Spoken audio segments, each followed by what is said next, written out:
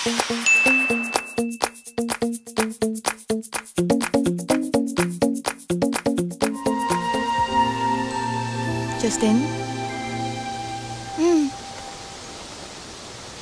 Bakit ang tahimik mo? Cecil, gusto kasi ng parents ko na sa Amerika ko na ipagpatuloy ang college ko.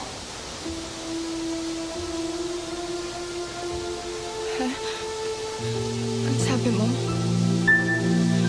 Wala akong choice eh. Ayoko rin sana pero wala naman akong magawa.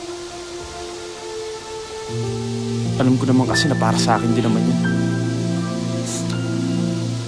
At sa future natin.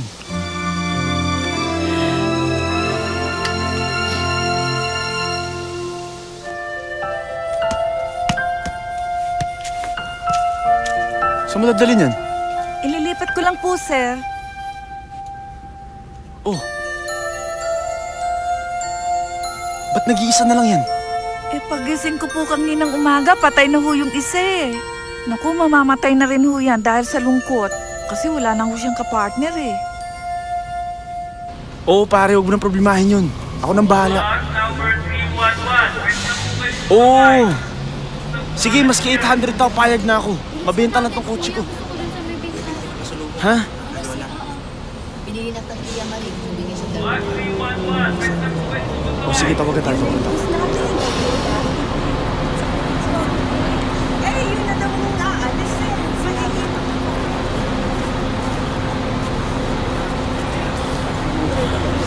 Cecil. Hey. Oh, kayo na ka pa? Ba't mo ba ka pinaluwas? Yung birth certificate mo dala mo? Oo, dala ko. Ba't mo kailangan? Cecil. Hindi ko kaya magkahiwalay tayo. Kaya gusto ko sumama ka sa akin sa Amerika. Doon ko nalang mag-aral. Di pwede, Justin eh. Hindi namin kaya. Sakala mo naman, di ba? Kaya lang naman ako makakapag-college dahil sa scholarship. Alam ko yun. Kaya sasagutin ko pag-aaral mo. Akong bahala sa lahat. Ang importante magkasama tayo. Pero Justin, paano na lang yung parents mo? Ano sasabihin nila sa akin tungkol dito?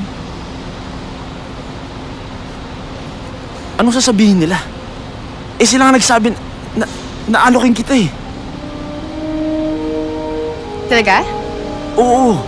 Kaya sasama ka sa akin sa Amerika. Akong bahala sa'yo.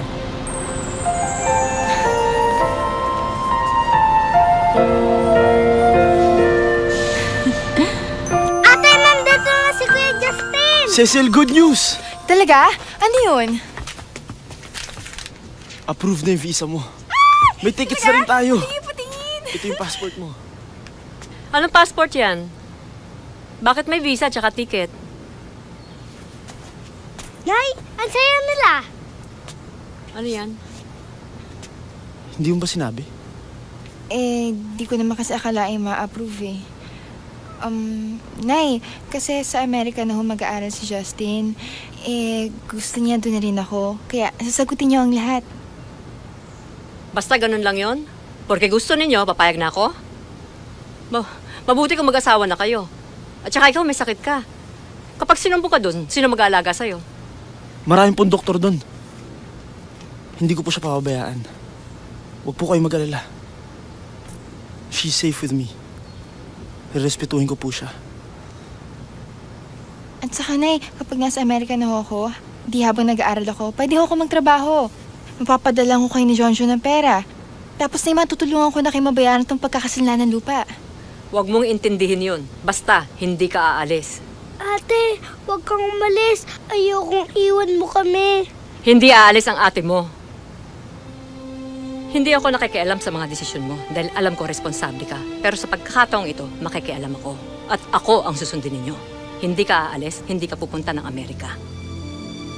Nay naman. Nay!